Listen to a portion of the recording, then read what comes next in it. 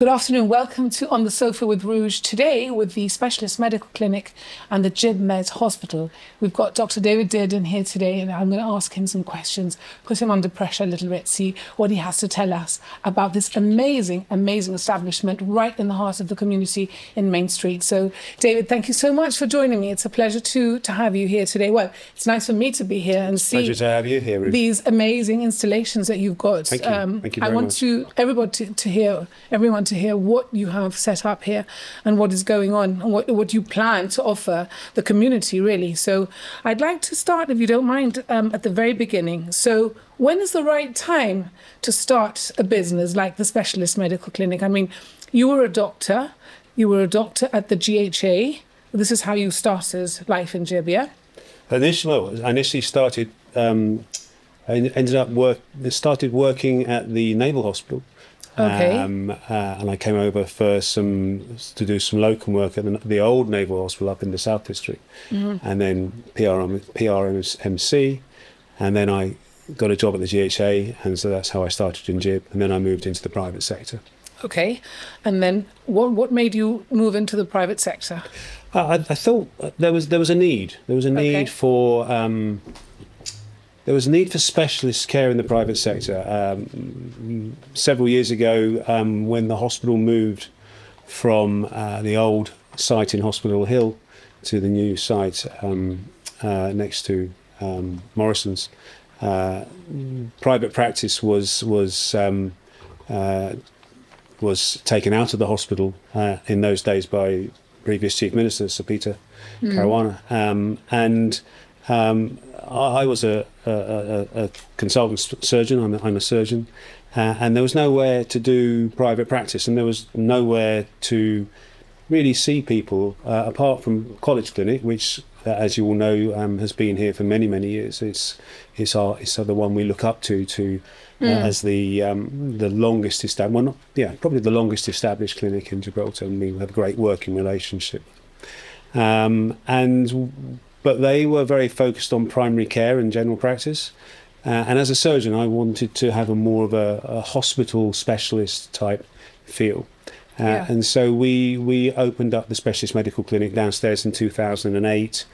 Four consultants, two radiographers, two radiologists. They'll shoot me for saying radiographer. Two consultant radiologists and a consultant physician. And we grew that business from 2008. And things changed, and over time, partners left, and the company consolidated. And in 2019, many of you will remember the old pet shop downstairs. Yes, we did. We had acquired all the units along the corridor on the first floor of the ICC, but our entrance was right down the bottom end by where Eroski is now. Yeah. And I had my eye on the pet shop for many years, and then we heard the pet shop was going, so you went straight. I went down to one of our friendly local banks, and they very kindly let us have the money to expand that, and we did that. So what are you trying to achieve, or what have you achieved with the Specialist Medical Clinic? So I think what we've achieved is a facility, a place where people who have specialist medical conditions can be seen in a safe, friendly, coordinated fashion, where we can have good medical nets, notes, good clinical governance, accountability, and people can have confidence in that. Continuity of care, Exactly. which I think is the big one in GIB, where a lot of patients complain that they're never seen by the same consultant over and over again. So that's something that you can offer here.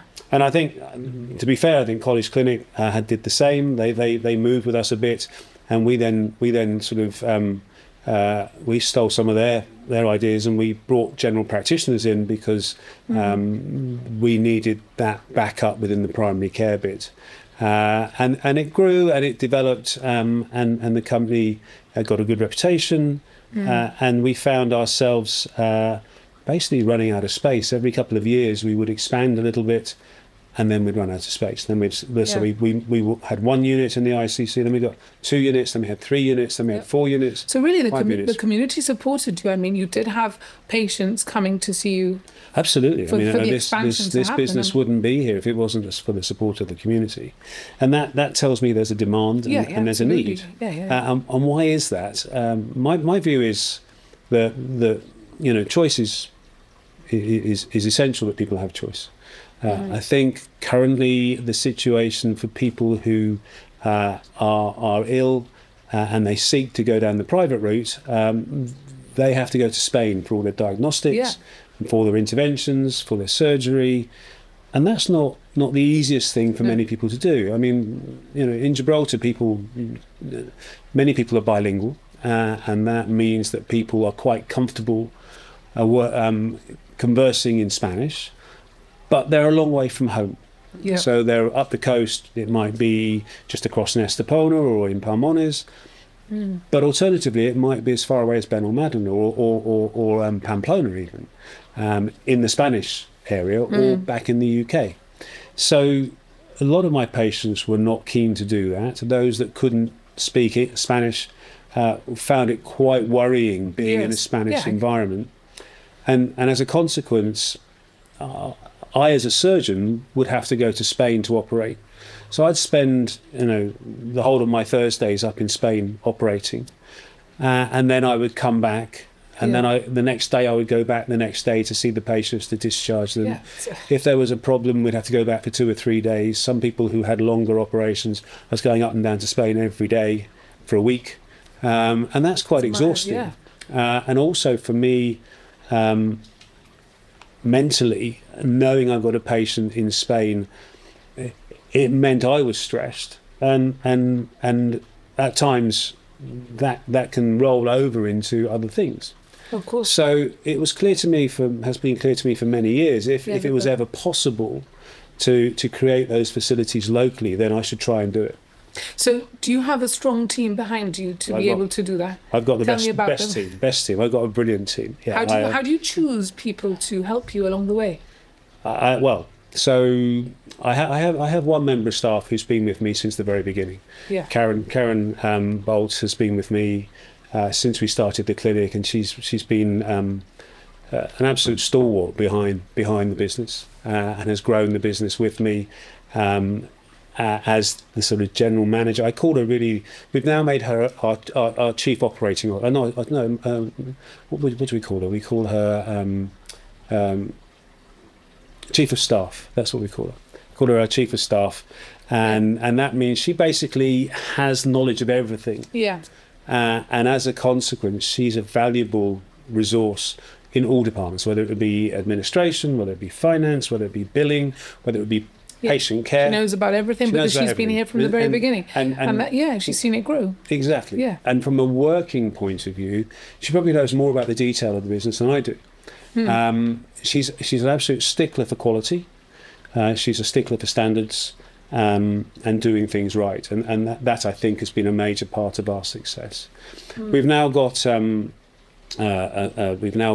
HR team. We've got a lady with us called Leslie, who's a great HR manager. We've got our head of radiology, Tony, who's running radiology, and we've got a business development manager here, Patrick. We've got a financial team, which is a day-to-day financial controller called Zaira, who's fantastic. Got a financial manager who works at the higher corporate financial, called Ian, who works with us. Our front of house staff is managed by a lady called Gracie, who's got a great team around her. Our marketing team is there. So all these people are fundamentally crucial in us being what we are. How did I come to choose them? I'm not sure I did choose them. I think they sort of found us in many ways. Some of them are friends I've had for a long time, people I've known, acquaintances, and I tend to pick the key people based on introduction, assessment. Do I get on with them? Do they get on with me? Do they share the same philosophy as me? About patient focused care, patient at the centre of the treatment. So, and all the team do. They all believe that our job is to give the patient the best healthcare experience that we possibly can. Well, that was my next question. What is your ultimate goal with starting the specialist medical and then going on to the GibMed Hospital? I think the only goal we've got really is to give people choice. I think it's important that people have choice. We can choose which cars we've got, we can choose which houses we buy, and we can choose so many things. And in Gibraltar, people can always choose. They can choose their healthcare from the GHA, which provides, to my mind, a fantastic service. I think they have, a massive amount of to be proud of and what they're offering there. And the clinicians and the managers that I work with at the GHA are all very determined to give patients the best care they possibly can. But there's a cohort of people that choose not to do that, or they choose to go to the private sector. People that have insurances with their jobs, so they have the ability to maybe choose the private sector where maybe they might not have. And our job is to give them as good a care as the GHA offers, but maybe to be able to give them a little more speed. I was going to say, or better. I don't think so, Rouge. We're not about being better. Okay. We want to be better than ourselves. We want to be better and better, but it's not a competition. I don't see this as a competition. I see this as working alongside, side by side. I see us as being a support for the population here, a facility for the population to. But at no time do I see this as competition. And did you choose the building because you were in the heart of town, and that would be easy for everybody to? I guess you had the primary care centre was here before, so it was kind of adapted already. Well, I think the building was when we started the business. It was a unit that came up, and it was previously a medical facility. It was a podiatry clinic, and we were looking for a relatively low cost setup, and it was already set up as a clinic, so there wasn't a lot of work to do. And it became available, and we took it. We've grown, and of course, when we had the idea of wanting to be a hospital, we looked at a number of places, and it wouldn't surprise you that this project has evolved over many years. This is about the 11th business plan and design that I've designed in Gibraltar in the last 12, 14 years for a hospital. I've looked at various sites. You always had it in your mind that you wanted to have a hospital here? I've had it in my mind that if the opportunity ever arose, I would try and build a hospital since I was a very junior doctor. It was something I saw one of my bosses do, and I thought, that would be quite a nice thing to do. But of course, it never really rose when I worked in the UK. I worked in the NHS. I was a consultant in the NHS. The opportunities don't arise. It arose here, and as I said, this has been in many different plans in the making of this particular facility. We've looked in the ICC. We've looked down in Marina Bay. We've looked in the South District. We've looked at various places. What qualities do you think you have as a person to be able to own and run this kind of business? Oh, I don't know. That's for me to answer, actually. I don't. I think I'm tenacious and I never give up. Okay. So you're determined. determined to do something. Yeah. I like to think that I have an eye for patient focused care, patient first at all times. But I don't really think I can answer that. I don't know what my qualities are. I'm just me. I'm just a guy who's trained as a surgeon, who always had a bit of an interest in business. But yeah, I think the skills I have really are possibly the tenacity to push forward and get it done. Okay, so a big change from the specialist medical clinic to the GibMed Hospital. Huge. How does that come about when you actually, well, you had it in your mind, you told us, and then suddenly one day you get the opportunity, the bank says, okay, well, we can do this, and you decide that, yes, you're going to go ahead with this. How does that, and how do you start thinking, what am I going to offer? Because I suppose you can't do everything. I think the first thing you need is a lobotomy, and you need to have complete rationality taken away from your personality. No, but the serious thing is, I think, from my point of view, the original plan was really to provide a surgical facility, a place where so that people didn't need to go to Spain for operations. I built the business plan around that, so an outpatient department and a surgical unit. The whole thing really got pulled into its current form when I met my partner, an investor, and they like me were also interested in the idea of an MRI scanner in Gibraltar, because we knew that was necessary. Yeah. We knew that the population needed it. Yeah. All our patients were going to Spain, and so that became a secondary interest. Yeah.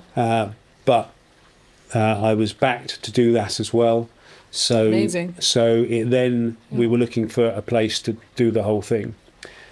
And as you will remember, this where we are now used to be the primary care centre, the GHA's primary care centre. It was used during COVID for vaccinations. And the landlord and I get on very well, and we were talking about what plans they had for this, and I floated my idea. And to be fair, it was an unproven concept, but they have backed me 100%, and they've been absolutely tremendous as landlords. They've supported me through the whole journey. Yeah.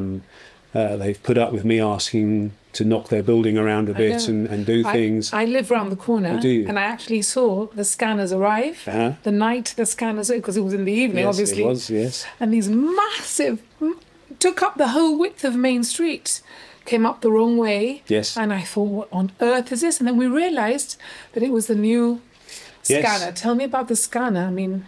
Well, yes. Well, it was an interesting night. We were up most of the night doing that. We had our team outside with refreshments and coffee until massive cranes and so. The need for, obviously, as I said, the imaging that we have been doing here since 2008 has all until now been outsourced to Spanish providers. That's really difficult for patients, particularly with the border issues we've had this last couple of years. That's become more and more difficult. People who don't speak Spanish, again, the same issues as we've talked about before, not understanding what they were going for, finding the places, parking, and so on and so forth. So we decided that we would put an MRI scanner in, but we also thought, well, if we're putting an MRI scanner in, we might as well put a CT scanner in. We might also put an X-ray department in, and we've also put another machine called a DEXA scanner. Is that the bone density one? Exactly, the bone density. Yeah. So that's a machine that tells us how strong bones are, and that's its primary function. But it's got other functions now, because we now know it's very good at looking at body composition. We know it's very good at looking at athletic musculoskeletal health in athletes. And it's also very, very useful in people who've lost weight to look at their muscle distribution and their muscle growth. So it's got multiple uses. We went out and spoke to there were many suppliers, but the three biggest suppliers, and we ended up are working with a Spanish company. It's General Electric, the big American company, but they have their European centre in Spain, and they've backed us with providing machines, bringing them in, installing them. They've worked very closely with our technical guys, with Tetralec, who have been responsible for all the M&E installation, this machine is top of the game. It's the UK standard installation, so everything is top of the game as far as power and supply is concerned. And I'm told by doctors and my team that the images are fantastic. We've got a 3 Tesla machine. We measure machines' power by their Teslas. Okay. Teslas are a magnetic unit of measurement, a bit like, watts or amps or volts. Teslas are measurements of magnetic field strength, and most machines are about 1.5 Tesla machines. But because a lot of our work is musculoskeletal, also because we do work with nerves and neurology, we know that you get more detailed images, and particularly with prostate as well, you get much better images with a bigger magnet, because it means you can get the images quicker, so there's less movement artifact. So the question is, David, are you being sent, apart from the people that come to GIB, are you working with a GHA and are patients coming to use these facilities? Absolutely. No, the GHA have shown trust in us. They are sending GHA patients to us for MRI scans. We now have a list every day which is of fantastic, patients. because it's fantastic. Having had some myself, it's a pain to have to cross the border and go into Spain and drive to Algeciras. And as I said, that's what it's about. It's about making things better for people, not just the private sector. If things like MRIs, if it makes it better for everybody, then to me that's a success. I think it's really important. It's a game changer, really. It's a game changer healthcare-wise. Absolutely, I think so. And so this is not a private sector machine. It's a machine for Gibraltar. And it's to be used by everybody, whether they come from us or from the GHA. And obviously, we can now do every type of MRI scan. I think that needs to be done. We have the intravenous contrast machines. We can do everything we need to do. You told me you had a marketing department. How are you? Because every time I switch on my computer, boom, the GibMed Hospital pops up. So how do you get people to come and use your services as private patients? So marketing in a medical facility is a bit of an interesting challenge.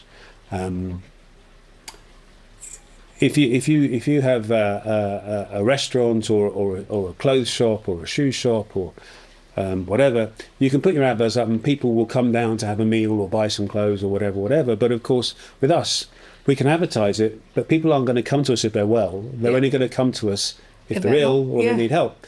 So it's all really about brand recognition. We want people to think there's a brand and know there's a hospital here now, so that when they are ill, and heaven forbid people get ill, but if they do become ill, then they think, I read something about that. That's what you said before. They have a choice. They have a choice. Yes. And they might go and find that they can get the operation at the GHA or the treatment at the GHA. That's great. But they may go and say, actually, I've been there, and there's a bit of a waiting list, and actually it's my mum's, birthday, and I want to travel, but this hernia is a problem. I'd like to get it done before I go, or I'm worried about this mole, or I've got this problem or that problem, and actually my job's got an insurance policy, so I'll go and see if they'll take the insurance. So it's really that type of thing. Accessible to everyone, really. Exactly. What are the biggest challenges that you faced setting all this up? I think the biggest, I suppose that the challenges come in multiple parts. I think one of the challenges is getting the team right. Getting the right people in the right place, doing the right jobs. I think the bigger challenge for me has been to get the place designed and built, and to get this to a place where it's functioning. So that there's a lot of things I've learnt on the way. I've been working with architects, been working with funders, I've been working with engineers, I've been working with design teams, We've trying like we had delays with supplies with the Russian war.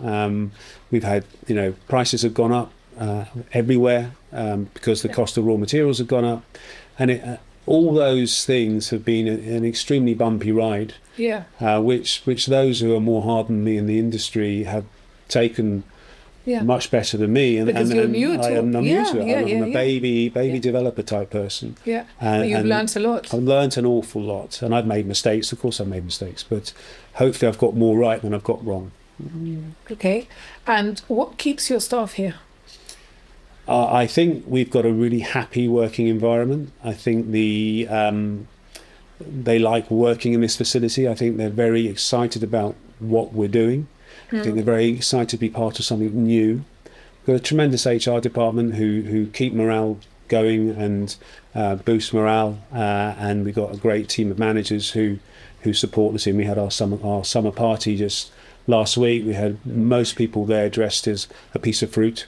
What did you go as? I went as a piece of fruit. I actually went in a flowery shirt because I thought I'd gone as a watermelon, But so that was great. Yeah. We have a Christmas party. We've got and the team is very dynamic. Everybody's working very hard. We have to get this project over the line and finished.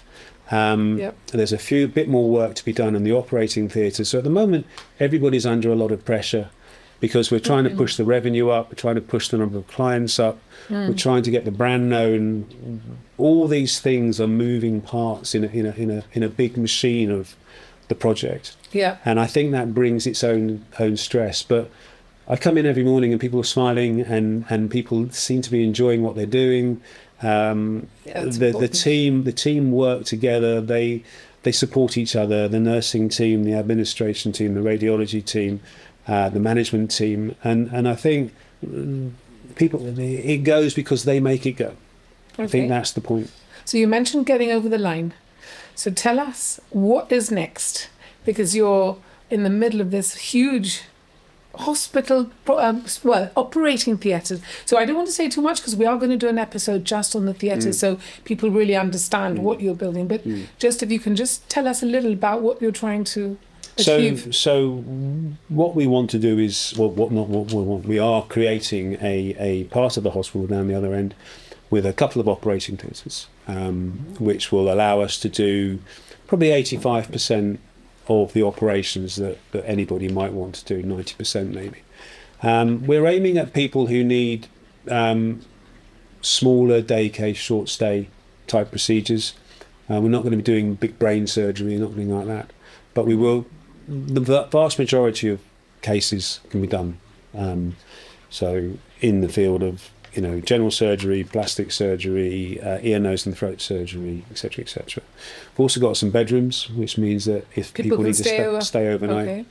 Okay. So that's that. We've got our own sterilisation unit, and we're building a dental unit as well, which is going to be quite exciting. And we've got one or two other ideas. We're going to have a little laboratory here that will allow us to test bloods out of ours. So it means we've got all of that covered. And it means you can come here the same as you could go to a hospital in Spain and have your hernia fixed or your bits and pieces done. And it means that there's a place in Gibraltar, which means that you can stay and be where you can stay and where your relatives can come and see you, and you're not getting dropped off up the line. And if you need to stay over, you're just 10 minutes away from home. So that gives people a lot more confidence and happiness. And how has all this changed you as a person? Has it changed you as a person? I think it's probably changed me in more ways than I can even begin to recall. Really, I think I think I've aged. I think I've certainly found it tough. But I think I've also learnt a lot about myself. It's the biggest challenge I've ever had in my life, and as such, it's found me wanting at times. It's found me very stressed at times. but I've managed to pull that together with the help of my wife and friends who have supported me. I've become more able to reach out to people and ask for help. I've found that's something which I've learned. I've had to rely on others to help me get to where we are, but I've probably become more resilient than I was. I've probably become a bit harder than I was in some ways as well. I've had to deal with things and get a bit of a thicker skin, which is sometimes good, sometimes not good. And what do you prefer, David? Do you prefer David the surgeon or David the businessman? Or is this combination of both that you've been doing so far working out? Or you're happy to get back in there? Well, I think being a surgeon is probably the best job in the world. Yeah. So I think as a surgeon, I'm immensely privileged at some of the things I've done in my career. As I say, as a transplant surgeon in the past, so you can't really beat that as far as a surgical speciality. So I given what would I rather be doing a kidney transplant or a pancreas transplant or something would be. It's the best place to be when you get a little child or a young adult who comes off dialysis and so on. You can't beat that. Nope. But I think when I look at what we've created here, I'm immensely proud of the team. I'm immensely proud of what the team's achieved. This isn't just me. This is a team of people that have done this. I'm one of the leaders. I'm the top leader, but I'm one of the leaders, and this wouldn't have happened unless many people have been supporting me. And I think when I look at it and I see people coming in and people having their scans, and when people come have their operations, I think there's a degree of pride. Whether we're allowed to say that, I think it's one of the 7 deadly sins. So being proud is not necessarily a thing I find easy to be, but I'm very happy, in a good way, of course. Very happy that it's been achieved. Yeah. Well, I hope loads of people come and try this out. I've certainly had a look around. I've been to the MRI scan. It's amazing. And I feel quite lucky, really, that this is here on my doorstep. I literally live around the corner. Before we go, David, one last question. What is the best advice that you have been given along the way that other people could take? I think the probably many bits of advice, but I think probably the strongest one is believe in what you're doing. Keep your eye on the goal. Don't let challenges trip you up or take you off your target. You will trip up, no doubt. Yeah. You'll make mistakes, but don't beat yourself up about them. Pick yourself up, brush yourself down, and keep going. Embrace the team, embrace the people around about you, and rely on people who can help you. And I don't do that very well, but those are the lessons. You're learning. I'm learning, still learning. I will continue to learn. You never stop. I don't think I'll ever stop learning in this particular area. Thank you so much for being so open about everything and for telling everybody about your goals and your GibMed Hospital, and I wish you all the success in the world. Thank you so much for coming. It's been an interesting experience to be in this, and it's very kind of you to come and talk to us. Thank you. Thank you, David.